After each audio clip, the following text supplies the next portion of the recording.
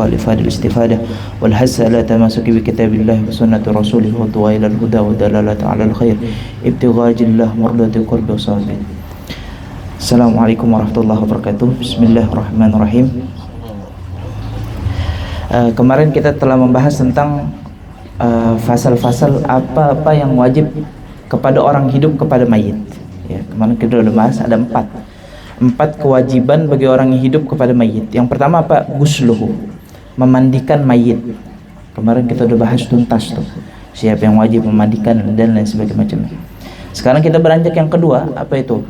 Wa takfinuhu, dan juga berkewajiban orang yang masih hidup kepada mayit untuk mengkafankannya.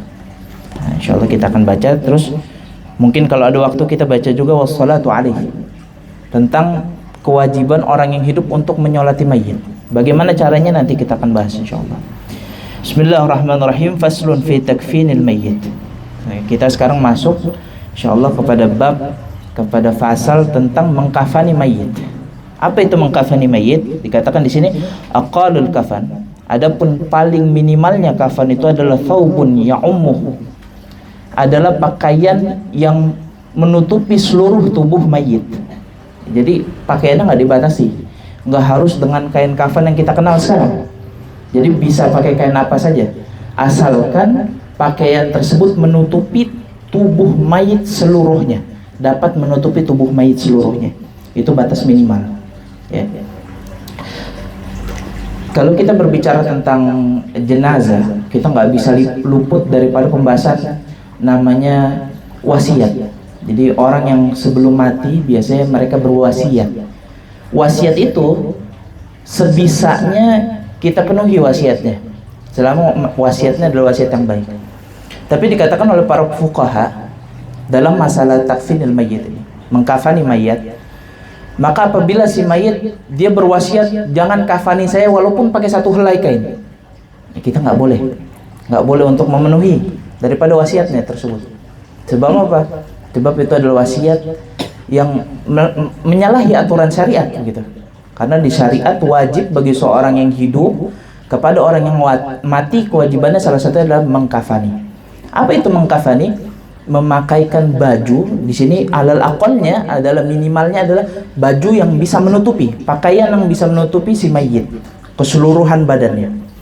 Nah, kemudian wa akmaluhu lirajul, dan adapun yang paling sempurnanya, bukan yang paling sempurna, yang sempurnanya bagi seorang laki-laki adalah salatul lafaif, 3 helai kain. Jadi bagi orang laki-laki itu 3 helai kain. Nanti bagaimana kita akan bahas. Walil mar'ati qamisu wa khimarun wa izarun wa lifafatan. Ya.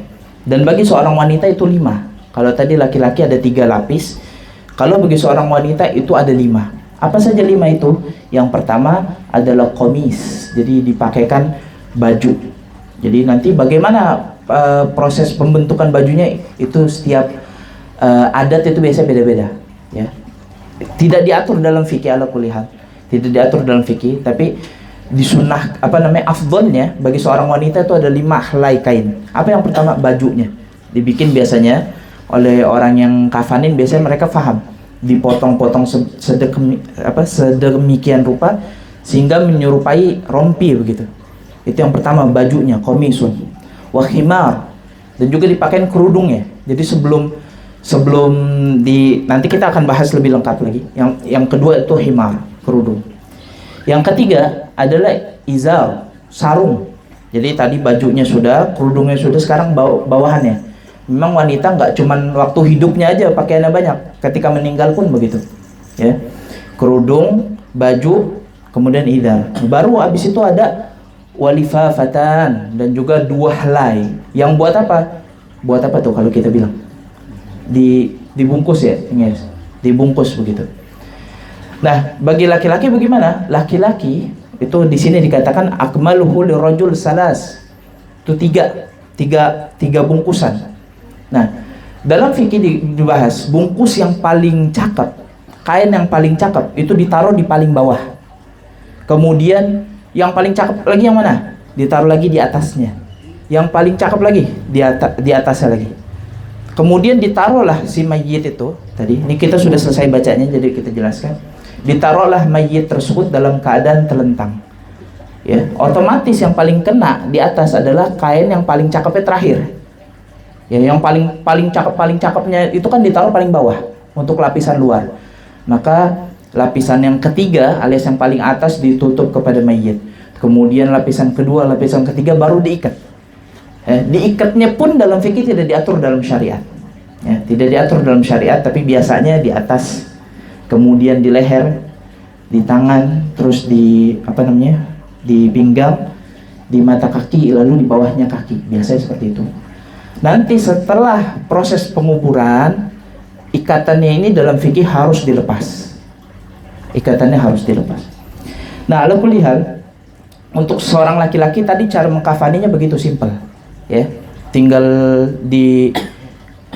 diselebarin gitu 3 lapis kain, yang paling bawah yang paling cakep. Jadi nanti yang luarnya itu yang paling cakep. Boleh pakai warna apa? Pakai warna apa saja. Tadi dibilang alal aqal itu pakaian yang bisa menutupi mayit. Tapi memang disunahkan, afdolnya adalah pakaian putih. Jangan sampai kita bungkus mayit, bungkus pocong kayak kado ulang tahun gitu warna-warni. Ya. Nauzubillahi min zalik, warna pink misalkan ada. Tapi kalau nggak ada warna lainnya, maafu gitu, dia dimaafkan. Tapi kalau andai kata bisa mampu, maka warna putih lebih afdal. Nah, ada juga ulama yang mengatakan kalau mau lebih lengkapnya lagi bagi laki-laki itu ada 5. Apa saja tambahan 2-nya? Yang keempatnya tadi 3-nya kan itu ada 3 lapisan, yang keempatnya imamah. Terus yang kelimanya sorban atau rida. Nah, itu bagi kafan. Nah, itu kemudian. Hal dalam masalah kafan sepertinya seperti sudah jelas. Mau tanya dulu tentang masalah kafan atau lanjut dulu? Lanjut dulu. Bismillahirrahmanirrahim. Kita lanjut ke fasal selanjutnya. Faslun fi sholati 'alal mayyit. Nah, ini kalau saya lihat di kitab Safinatun Najah nih, di bab jenazah ini paling panjang pembahasannya, faslun fi sholati 'alal mayyit. Bismillahirrahmanirrahim. Arkanus sholatil janazah 7. Katakan oleh beliau musannif bahwasanya rukun-rukun daripada mensolati jenazah itu ada 7. Yang pertama apa? An-niyah. Ya. Sebagaimana Rasulullah SAW bersabda, innamal a'malu binniyat. Maka segala ibadah itu asalnya membutuhkan niat, termasuk juga dalam mensolati jenazah. Lalu bagaimana niatnya? Dalam pendapat Mu'tamad cukup dia niat sholat fardu jenazah. Jadi enggak harus pakai kifayah. Ada kaul lain yang mengatakan wajib menggunakan fardu kifayah jenazah. Tapi cukup dia meniatkan dengan sholat wajib jenazah, kata para ulama. Yang kedua, asani arba'ut takbirat. Ya. Sholat jenazah ini fiilnya itu diantaranya adalah 4 takbirat, 4 kali bertakbir. As-salisu al-qiyamu 'alal qadir. Dan juga rukun yang ketiga adalah berdiri bagi yang mampu. Yang nggak mampu gimana bisa duduk. Ar-rabi qiraatul Fatihah. Yang keempat adalah membaca surat Al-Fatihah. Nah, membaca suratul Fatihah ini menurut Imam Rafi'i itu wajib pada takbir pertama. Jadi ketika imam bilang Allahu Akbar, itu disunnahkan membaca ta'awuz, a'udzubillahi minasyaitonirrajim, bismillahirrahmanirrahim, dan tidak disunnahkan membaca iftitah. Jadi nggak perlu pakai kayak salat lain yang ada iftitahnya, Allahu Akbar kabir alhamdulillah terakhir. Tapi tidak disunahkan iftitah, tapi disunahkan setelah takbir pertama, kemudian disunahkan ta'awuz. Menurut Imam Rafi'i, membaca Al-Fatihah tempatnya adalah setelah takbir pertama. Berbeda dengan Imam Nawawi yang pendapatnya tentu lebih rajih dibandingkan Imam Rafi'i yang mengatakan boleh di mana saja.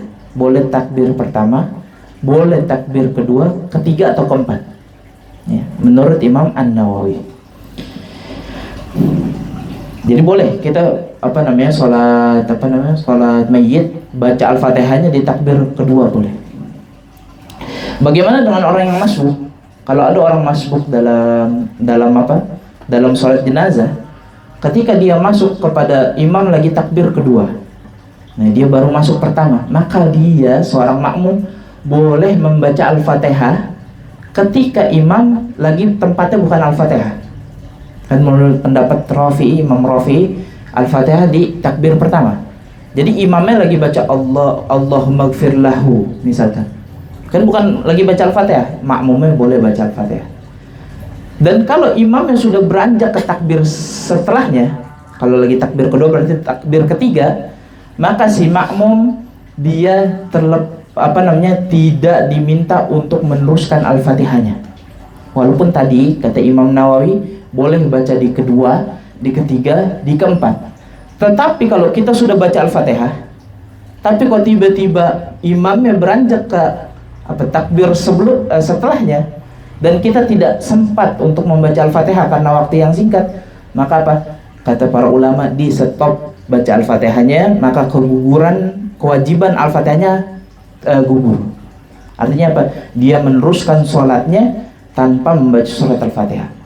Justru dikatakan kalau dia sampai ketinggalan satu kali takbir saja, itu sudah membatalkan sholatnya, kecuali ketika salam. Jadi ketika yang terakhir orang makmumnya masih takbir ketiga, makmumnya takbir keempat, imamnya salam, maka tidak telat, khusus untuk yang takbir terakhir. Nah,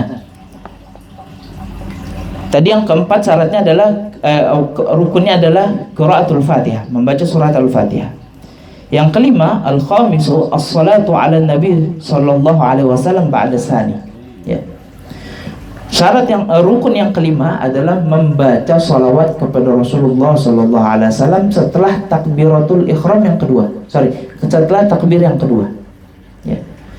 Jadi kalau ini wajib ditentukan tempatnya. Kapan membaca salawat? Setelah takbir kedua. Boleh gak baca salawat setelah takbir ketiga? Tidak boleh. Yang keenam, as-sadisu ad-du'a'u lil mayyit ba'da salis. Ya. Kemudian rukun yang keenam adalah membaca doa.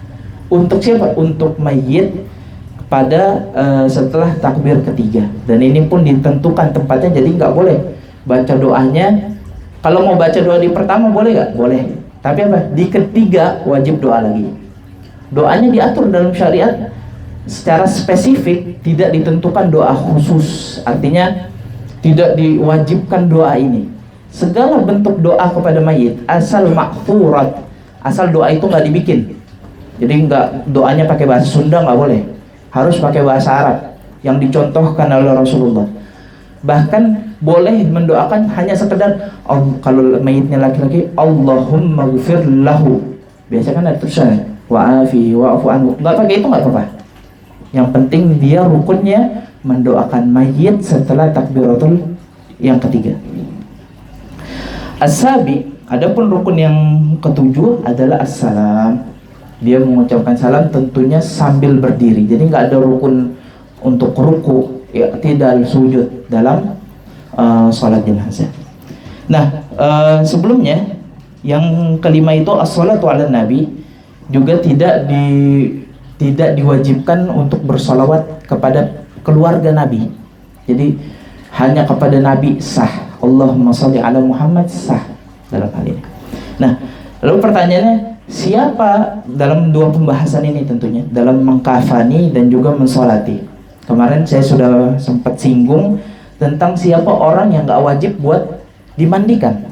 Nah ini juga sama ada. Siapa orang yang gak wajib untuk dikafani, dan siapa orang yang gak wajib buat disolati. Lagi-lagi yang pertama adalah orang-orang yang syuhada, orang-orang yang mati dalam berperang kepada orang kafir, ya, berperang dengan orang kafir, kemudian dia mati sebab perang, maka dia tergolong syahid. Nanti ada kasus di dalam fikih, ada orang yang tenggelam, orang kebakar, orang tabrakan, dia dikatakan syahid.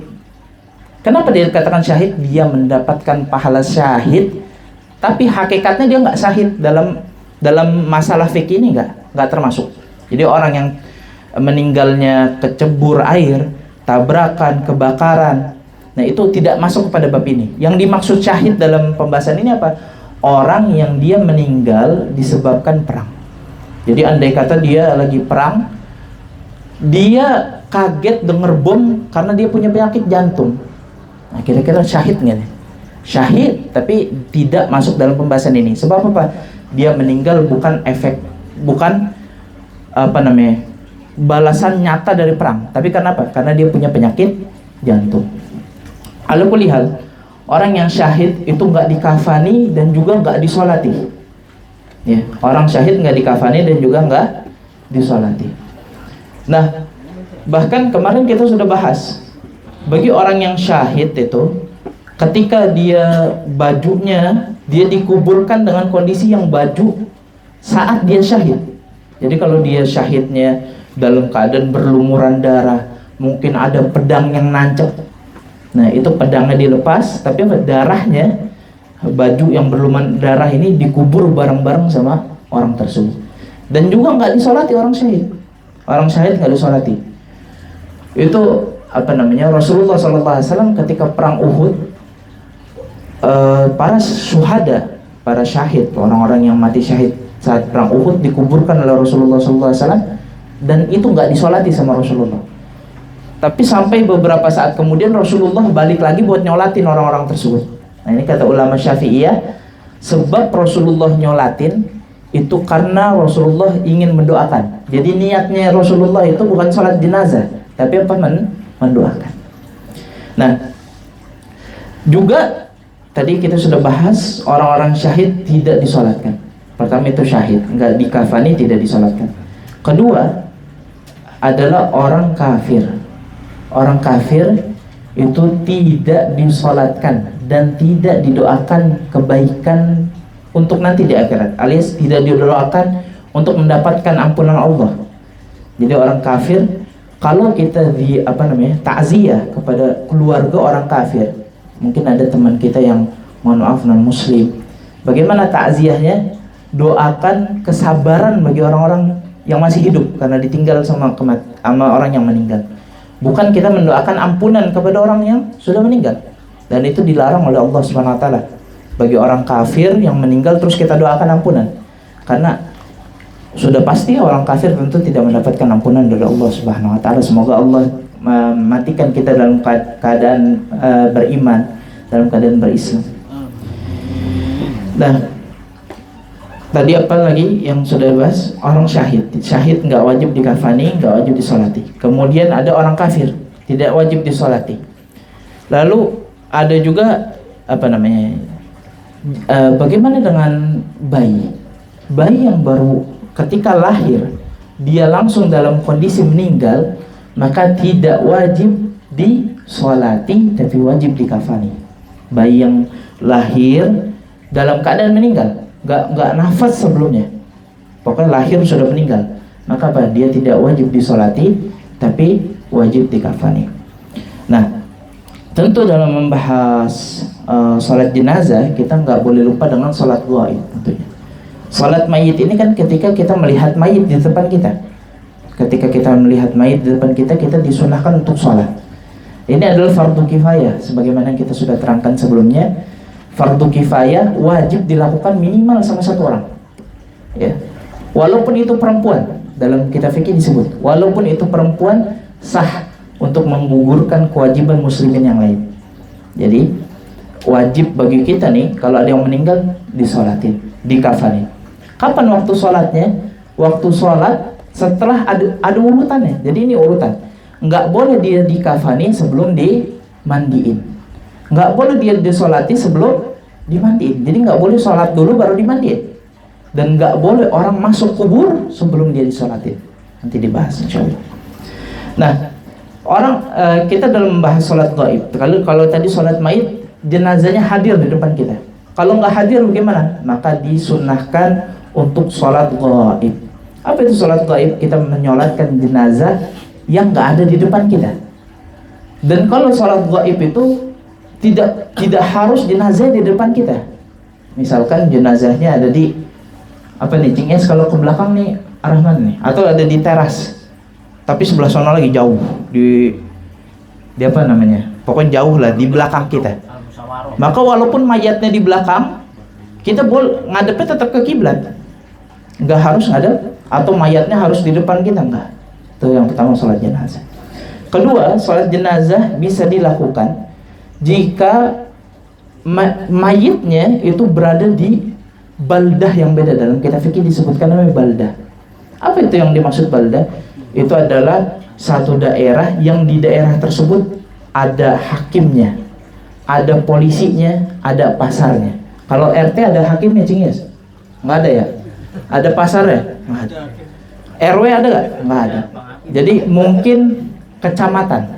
Nah, di kecamatan itu kan ada hakimnya, ada KUA, benar nggak? KUA Jakarta, apa namanya, Kebayoran Lama gitu. Kemudian ada pasarnya, ada polisinya, ada. Nah, ini jadi per kecamatan. Kalau mayatnya masih di Kebayoran Lama, kita nggak boleh sholatin, harus hadir langsung. Kecuali nanti ada uzur syar'i, mungkin kita nggak bisa ke sana. Kenapa? Dihadang sama musuh. Nah, nanti ada pembahasannya. Ketika dihadang sama musuh nggak bisa hadir, gimana? Ada pendapat ulama yang membolehkan. Jadi ada pendapat ulama yang walaupun satu baldah boleh deh sholat. Gitu. Ya, tapi kita jangan malas-malas juga. Orang tetangga yang meninggal kok kita nggak sholatin langsung gitu. Sholatnya di kamar. Nah, kemudian sholat jenazah itu, sholat gaib itu kapan boleh dilakukan? Maksudnya bukan kapan, sampai kapan boleh dilakukan? Nah, uniknya sholat gaib itu boleh dilakukan oleh orang yang memiliki kewajiban sholat saat itu. Jadi misalkan kita perumpamakan ada orang namanya Budi, nggak ada yang namanya Budi kan di sini? Ada namanya Budi, dia meninggal dunia. Nah, di hari itu, di saat Budi meninggal dunia, lihat siapa namanya, kalau di istilah fikih namanya ahlul wajibat. Orang yang memiliki kewajiban sholat jenazah ini siapa? Coba lihat. Kalau umur 3 tahun, di tahun 2026 ini, di saat Bapak Budi meninggal, ada orang umur 3 tahun. Kira-kira udah balik belum? Punya kewajiban sholat jenazah gak dia? Maka ketika besar, nanti dia nggak boleh sholat gaib bagi si Budi. Nah, jadi sholat jenazah itu boleh kita sholatnya kapan? Sholat gaib itu boleh kita laksanakan kapan saja, selama kita mendapatkan ahlul wajibat.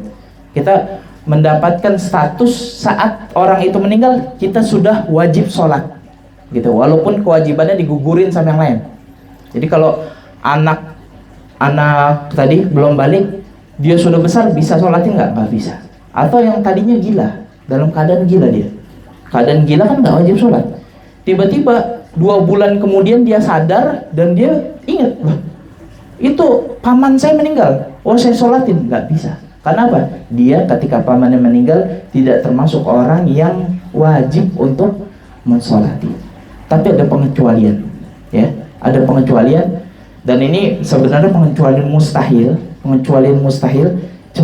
Cuman dikecualikan oleh ulama fikih. Tidak bisa sholat gaib bagi Rasulullah. Jadi ketika orang yang membersamai ketika Rasulullah meninggal dunia dan dia sudah memiliki kewajiban sholat, dia tidak bisa menyolati gaib di atas sholat gaib di sekitar makam Rasulullah. Ya, khusus. Tapi bagi yang lain bisa. Jadi misalkan saya sekarang umurnya, saya sudah balik, berakal.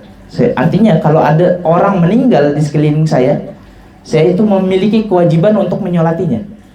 Nah, udah dikubur misalkan 10 tahun kemudian, saya ingat saya belum nyolatin, maka boleh bagi saya untuk mensolati gaib. Ya, saya kira itu saja, tidak banyak yang kita bahas, tapi kita berharap dari yang sedikit ini kita mendapatkan pandangan dari Allah Subhanahu wa taala agar dosa-dosa kita diampuni dan kita dimatikan dalam keadaan husnul khatimah. In uridu lil islahi mastata'tu wallahu muwaffiq ila thariq wal 'afwu minkum. Mungkin ada pertanyaan. Ada mana?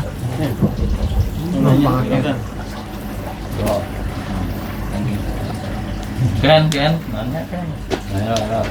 Lagi ya, siap. Lagi. Nanya kan dia. Iya. Cing Ade biasanya nanya Bi ya? Cing Ade. Ada Cing Ade. Iya deh tuh deh. Lu beraninya mau gua dong. Itu Bu Ani, Bu Ani nggak ada ya? Bu Ani nggak ada. Minta kasih Cing Ade. Kasih Cing Ade. Ini mau nanya. Enggak. Kasih Cing Ade kira. Belum ada persiapan pertanyaan. Enggak. Tuh kalau sholat jenazah setelah asar bagaimana tuh Ustaz? Iya. Jadi ini kita harus balik lagi kepada ada namanya auqatul mahrumat ya. Atau waktu-waktu yang dia diharamkan untuk sholat. Itu ada 5 waktu ya. 5 waktu ini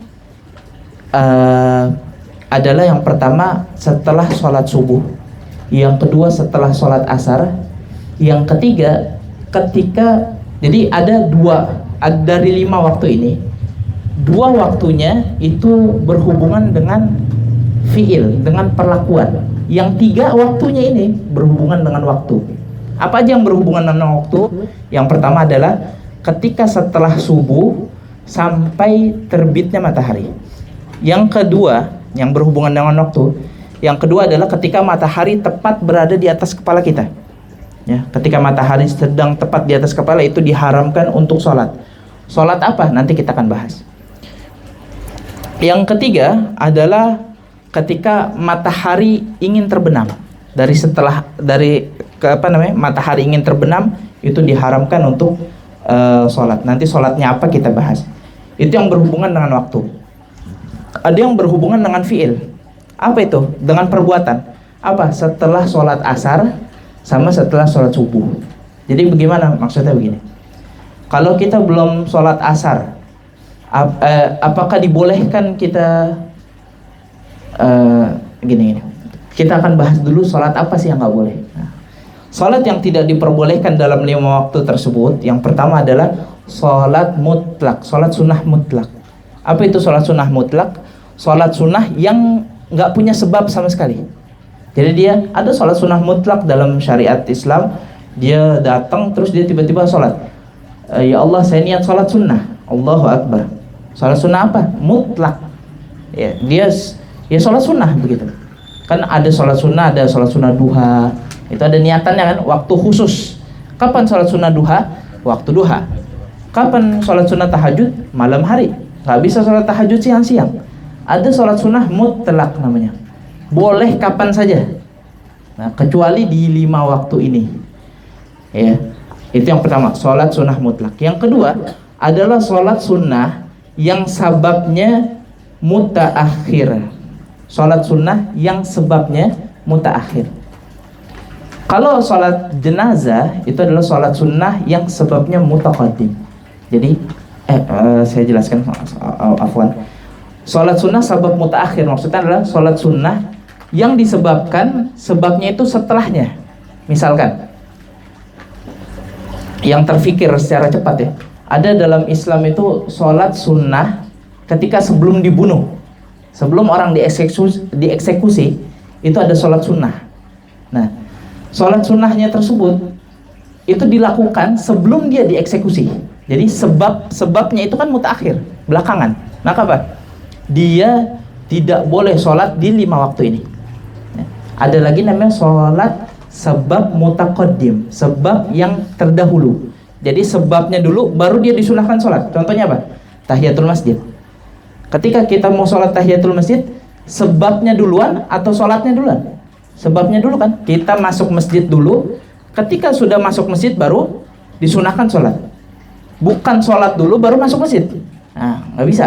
Udah, di depan masjid nih, kita sholat dulu baru masuk masjid. Salah. Nah, sebab mutaqaddim adalah dia masuk masjid dulu baru disunahkan sholat. Ada lagi namanya sebab mutaqaddim, misalkan sholat sunnah wudu ya, orang setelah wudu itu disunahkan sholat sunnah.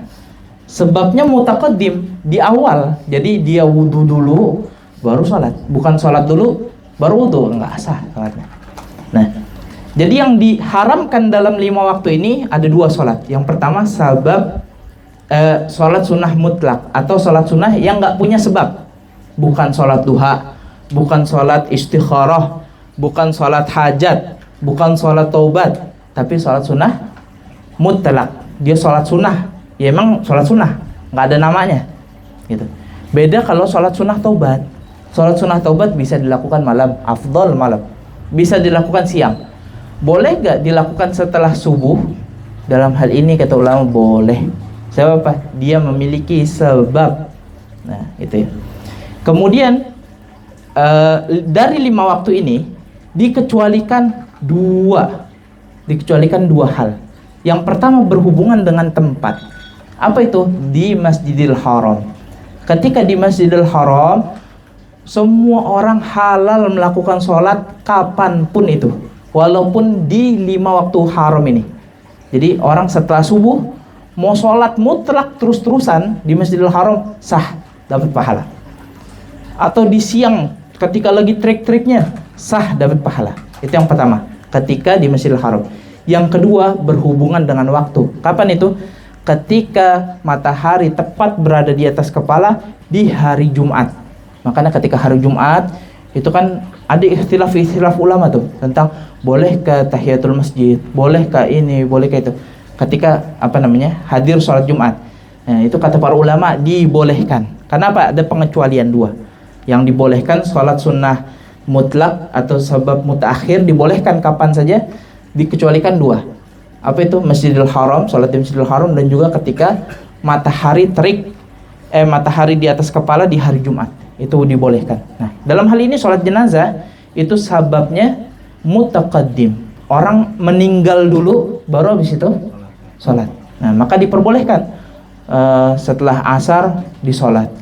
Nah, lalu bagaimana kalau misalkan ada orang yang bilang, oh enggak, kita sholatinnya ba'da zuhur, sebelum asar.